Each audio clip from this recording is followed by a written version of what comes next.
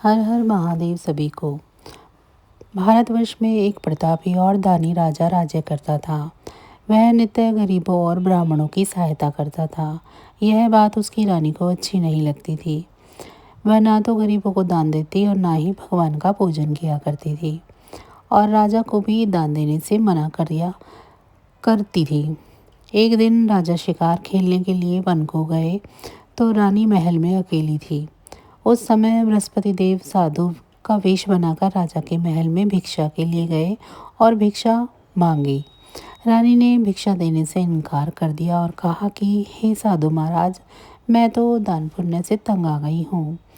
मेरा पति सारा धन लुटाते रहते हैं। मेरी इच्छा है कि हमारा सारा धन नष्ट हो जाए, फिर ना रहेगा बांस और ना ही बजेगी बांसुरी। साधु ने कहा, देवी तुम तो बड़ी विचित्र हो।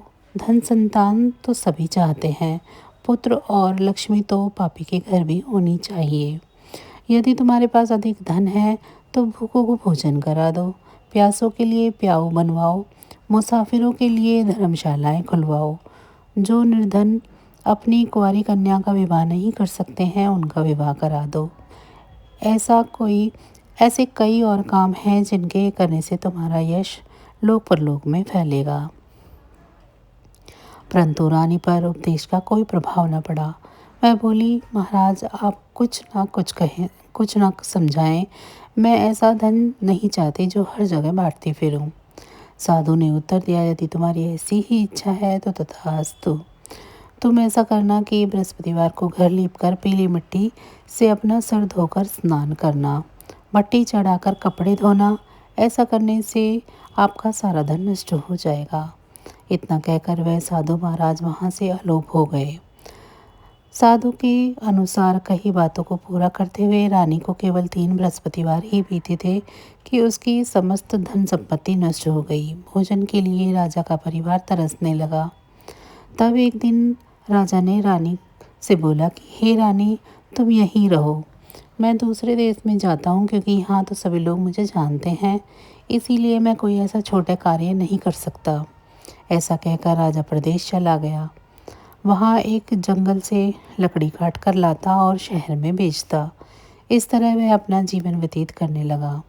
इधर राजा के प्रदेश जाते ही रानी और दासी दुखी रहने लगे। एक बार जब रानी और दासी को 7 दिन तक भोजन के बिना रहना पड़ा तो रानी ने अपनी दासी से कहा, हे दासी, पास ही के नगर में मेरी बहन रहती है। वह बड़ी ही धनवान है, तो उसके पास जाकर कुछ ले आ ताकि थोड़ी बहुत गुजर बसर हो जाए। दासी रानी की बहन के पास गई। उस दिन गुरुवार था और रानी की बहन उस समय बृहस्पतिवार की व्रत कथा सुन रही थी। दासी ने रानी की बहन को अपने रानी का संदेश दिया, लेकिन रानी की बड़ी बहन ने कोई उत्तर नहीं दिया। जब दासी को रानी की बहन से कोई उत्तर नहीं मिला तो वह बहुत दुखी हुई और उसे क्रोध भी आया। दासी ने वापस जाकर अपनी रानी को सारी बातें बता दी। सुनकर रानी ने अपने भाग्य को कोसा। उधर रानी की बहन ने सोचा कि मेरी बहन की दासी आई थी, परंतु मैं उससे नहीं बोली। इस पर वह बहुत दुखी हुई होगी। कथा सुनकर और पूजन समाप्त करने पर वह अपनी बहन के घर आई और कहने लगी, हे बहन, मैं बृहस्पतिवार का व्रत कर रही थी। तुम्हारी दासी मेरे घर आई थी, परंतु जब तक कथा होती है तब तक ना तो उठते हैं और ना ही बोलते हैं, इसीलिए मैं नहीं बोली। कहो दासी क्यों आई थी? रानी बोली, बहन मैं तुमसे क्या छुपाऊं, हमारे घर में खाने तक को अनाज नहीं है। ऐसा कहते कहते रानी की आंखें भर आई। उसने दासी समेत पिछले 7 दिनों से भूखे रहने की भी बात अपनी बहन को विस्तार पूर्वक सुना दी। रानी की बहन बोली, देखो बहन, भगवान बृहस्पति देव सबकी मनोकामना पूर्ण करते हैं। देखो शायद तुम्हारे घर में अनाज रखा हो। पहले तो रानी को विश्वास नहीं आया, पर बहन के आग्रह करने पर उसने अपनी दासी को अंदर भेजा तो सचमुच अनाज से भरा एक घड़ा मिला। यह देखकर रानी की दासी को बड़ी हैरानगी हुई। दासी रानी से कहने लगी कि हे रानी, जब हमको भोजन नहीं मिलता था तो हम व्रत नहीं करते थे, इसीलिए क्यों न इनसे व्रत और कथा की पूरी विधि पूछ ली जाए ताकि हम भी व्रत कर सकें। तब रानी ने अपनी बहन से बृहस्पतिवार व्रत की कथा के बारे में पूछा। तब बहन ने बताया, बृहस्पतिवार के दिन व्रत में चने की दाल और मुनक्का से भगवान विष्णु का केले की जड़ में पूजन करें तथा दीप जलाएं। व्रत कथा सुने और पीला भोजन ही करें, इससे बृहस्पति देव प्रसन्न होते हैं। व्रत और पूजन विधि बताकर रानी की बहन अपने घर लौट आई। 7 दिन के बाद जब गुरुवार आया तो रानी और दासी ने व्रत रखा। गुड़साल में जाकर चना और गुड़ लेकर आई, फिर उससे केले की जड़ तथा भगवान विष्णु का पूजन किया। अब पीला भोजन कहाँ से आए, इस बात को लेकर दोनों बहुत दुखी थे। चूँकि उन्होंने व्रत रखा था, इसीलिए बृहस्पति देव उनसे प्रसन्न थे। इसीलिए वे एक साधारण व्यक्ति का रूप धारण कर 2 थाली में सुंदर पीला भोजन दासी को दे गए। भोजन पाकर दासी प्रसन्न हुई और फिर रानी के साथ मिलकर भोजन ग्रहण किया। उसके बाद वे सभी गुरुवार को व्रत करने तथा पूजन करने लगी। बृहस्पति भगवान की कृपा से उनके पास फिर से धन संपत्ति आ गई, परंतु रानी फिर से पहले की तरह आलस्य करने लगी। तब दासी बोली, देखो रानी, तुम पहले भी इस प्रकार आलस्य किया करती थी, तभी धन रखने में कष्ट होता था। इस कारण सभी धन नष्ट हो गया, और अब जब भगवान बृहस्पति की कृपा से धन मिला है तो तुम्हें फिर से आलस्य होता है।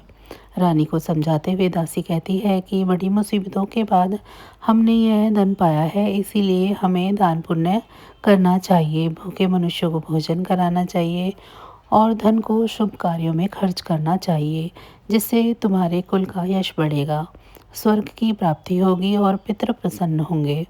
दासी की बात मानकर रानी अपना धन शुभ कार्यों में खर्च करने लगी, जिससे पूरे नगर में उसका यश फैलने लगा। बृहस्पतिवार व्रत कथा के बाद श्रद्धा के साथ आरती की जानी चाहिए।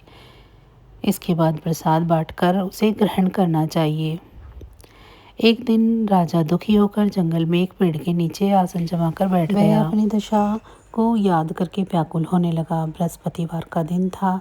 एकाएक उसने देखा कि निर्जन वन में एक साधु प्रकट हुए। वह साधु वेश में स्वयं बृहस्पति देवता थे। लकड़हारे के सामने आकर बोले कि हे लकड़हारे, इस सुनसान जंगल में तो चिंता मग्न क्यों बैठा है। लकड़हारे ने दोनों हाथ जोड़कर प्रणाम किया और उत्तर दिया, महात्मा जी, आप सब कुछ जानते हैं, मैं क्या कहूँ। यह कहकर रोने लगा और साधु को अपनी आत्मकथा सुनाई।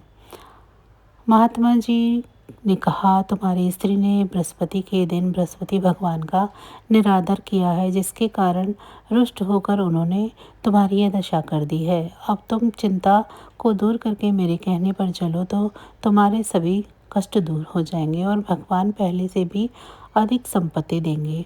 तुम बृहस्पति के दिन कथा किया करो।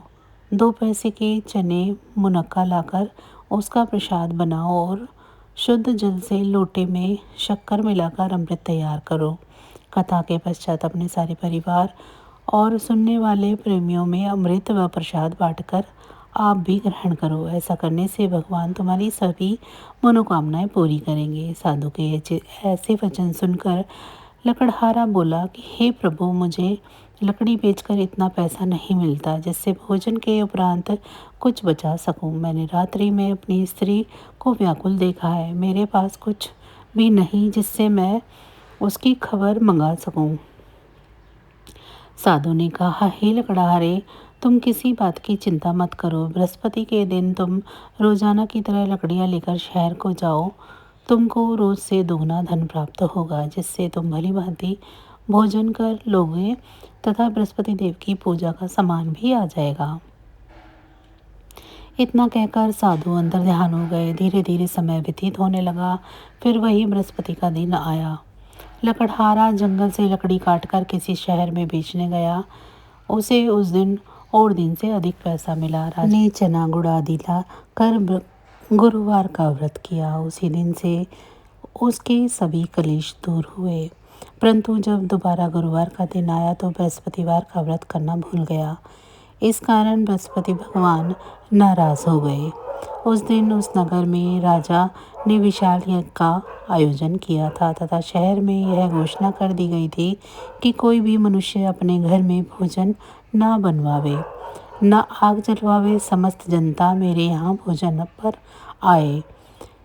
इस आज्ञा को जो नहीं मानेगा उसे फांसी की सजा दी जाएगी। इस तरह की घोषणा संपूर्ण नगर में करवा दी गई।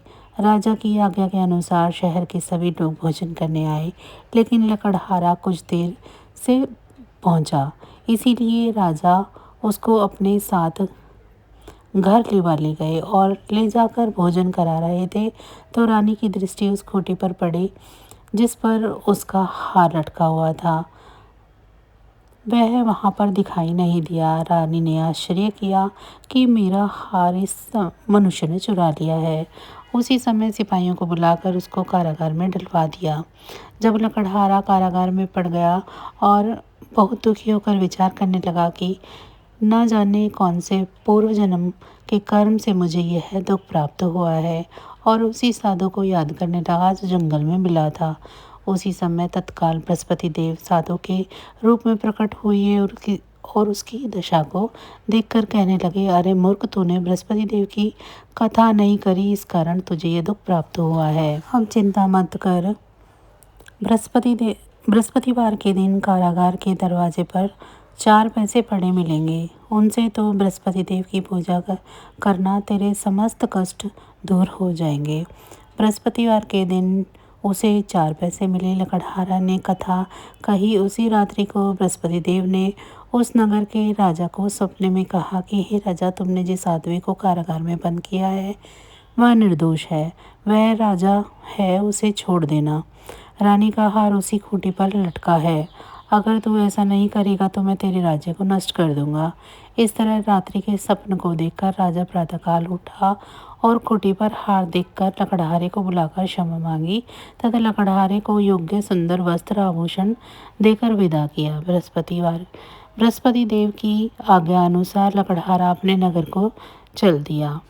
राजा जब अपने नगर के निकट पहुंचा तो उसे बड़ा आश्चर्य हुआ। नगर में पहले से अधिक बाग, तालाब, कुएं तथा बहुत सी धर्मशालाएं, मंदिर आदि बन गई हैं। राजा ने पूछा कि यह किसका बाग है और धर्मशाला है। तब नगर के सब लोग कहने लगे कि यह सब रानी और दासी के हैं। तो राजा को आश्चर्य हुआ और गुस्सा भी आया। जब रानी ने ये खबर सुनी कि राजा आ रहे हैं तो उन्होंने बांदी से कहा कि हे दासी, देख राजा तुमको कितनी बुरी हालत में छोड़कर गए थे। हमारी ऐसी हालत देखकर वह लौट न जाएं, इसीलिए तो दरवाजे पर खड़ी हो जा। आज्ञा अनुसार दासी दरवाजे पर खड़ी हो गई। राजा आए तो उन्हें अपने साथ लिवा लाई।